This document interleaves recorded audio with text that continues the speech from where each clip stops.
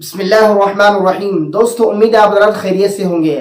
آج مسئلہ یہ ہے کہ بہت سارے لوگوں کے درمیان اٹھنا بیٹھنا ہوتا ہے۔ بعض بچے ایسے ہوتے ہیں جن کے ہاتھ میں کالا دھاگا بندھا ہوتا ہے، اور بعض نوجوان ایسے ہوتے ہیں جن کے پیروں میں کالا دھاگا بندھا ہوتا ہے۔ یہ کالا دھاگا یا کسی بھی رنگ کا ہاتھ اور پیر میں دھاگا باندھنا شریعت میں جائز ہے، اور خصوصاً اس نیت سے کہ کالا دھاگا باندھنے سے بری نظر نہیں لگتی یا کالا دھاگا باندھنے سے کوئی مصیبت نہیں آتی۔ بہت سارے لوگوں کے خیالات ہوتے ہیں جو الگ الگ خیالات ہوتے ہیں، اور بہت سارے لوگ اس نیت سے ہاتھ اور پیر میں کالا دھاگا باندھتے ہیں کہ اس کے ذریعے سے بری نظر سے بچا جا سکتا ہے یا آنے والی جو مصیبت ہوتی ہے اس سے بچا جائے۔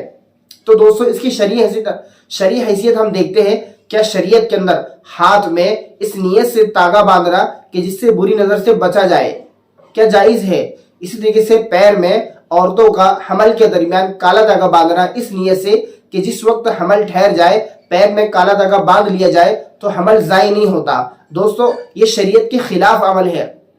اللہ کے نبی صلی اللہ علیہ وسلم نے بہت سارے بچوں کے اوپر دعائیں مسنون، یعنی کہ جو اللہ کے نبی صلی اللہ علیہ وسلم مسنون دعائیں پڑھ کر دم کیا کرتے تھے، اللہ کے نبی نے کبھی کسی کے ہاتھ میں کالا دھاگا نہیں باندھا، نہ ہی کسی کو باندھنے کا حکم دیا، بلکہ اللہ کے نبی صلی اللہ علیہ وسلم کے زمانے میں یہ رواج تھا ہی نہیں۔ زمانے جاہلیت کے اندر کچھ لوگ اپنے گلے کے اندر اور ہاتھ کے اندر اور پیر کے اندر اس نیت سے کالا دھاگا باندھتے کہ اس سے مصیبتوں سے بچا جائے، بری نظر سے بچا جائے۔ تو دوستو، شریعت میں اس کی کوئی حیثیت نہیں ہے۔ اگر کوئی بندہ اس نیت سے ہاتھ میں دھاگا باندھے کہ اس سے بری نظر سے بچا جائے یا کوئی آنے والی مصیبت اس کالے دھاگے کے ذریعے سے ٹل جائے، تو یہ عقیدہ بالکل غلط ہے اور کفر اور شرک ہے، اس لیے کہ اس دھاگے کی کوئی حیثیت نہیں ہے کہ وہ آپ کو نظر بد سے بچائے، آپ کو کسی نقصان سے بچائے اور آپ کو کوئی نفع پہنچائے، کیونکہ نفع اور نقصان پہنچانے والی ذات وہ صرف ایک اللہ کی ہے۔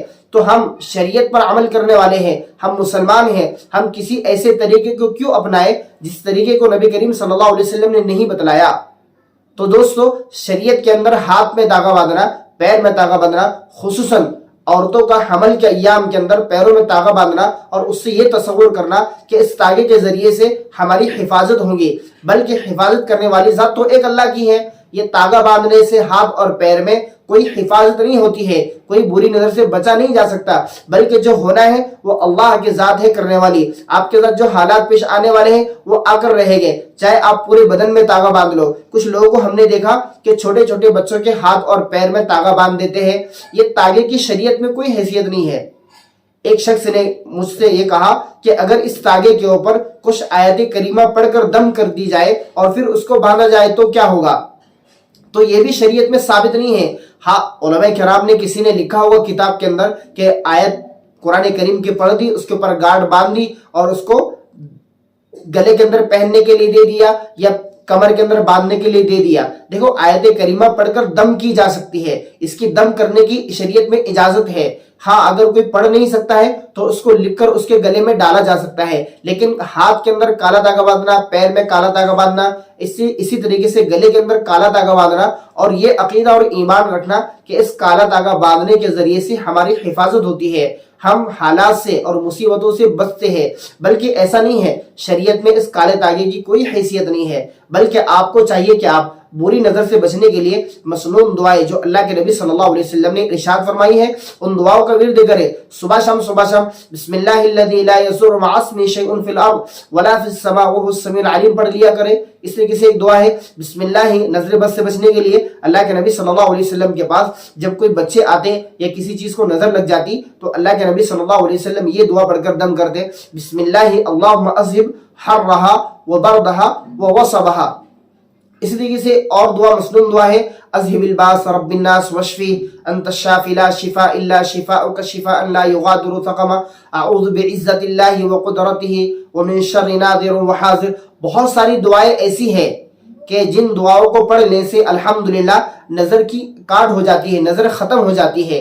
اور اگر ہم یہ عقیدہ رکھیں کہ یہ کالے دھاگے سے نظر ختم ہوتی ہے تو بلکہ یہ کالا دھاگا کچھ بھی نہیں کرتا ہے، بلکہ آپ کے ایمان کو اور آپ کے عمل کو خراب کر رہا ہے اور آپ کے عقیدے کو خراب کر رہا ہے۔ تو بھائیو، اس کالے دھاگے سے ہوتا کچھ نہیں ہے، بلکہ ہوتا یہ ہے کہ ہمارا عقیدہ خراب ہوتا ہے، ایمان کے اندر کمزوری آتی ہے اور ہم غیروں کے طریقوں پر عمل کرنے والے ٹھہر جاتے ہیں۔ تو آج سے ہم توبہ کریں کہ ایک کالا دھاگا نہ ہمارے ہاتھ میں ہو، نہ ہمارے گلے میں ہو، نہ ہمارے پیر میں ہو، نہ کمر میں باندھا جائے۔ ہاں، اگر کوئی آیت کریمہ پڑھ کر دے تو اس کو بھی اس نیت سے باندھ سکتے ہیں کہ اس تاگے سے کچھ نہیں ہوتا، بلکہ کرنے والی ذات اللہ کی ہے، اور جو آیت پڑھ کر دی گئی ہے ان آیت کے اوپر ایمان رکھ کر کے یہ اس آیت کے ذریعے سے اللہ شفا دے دے، یہ امید رکھنی ہے اور ڈاکٹر کے پاس علاج کروانا ہے۔ بلکہ ایسے تاغوں سے ہمیں نفرت کرنی چاہیے۔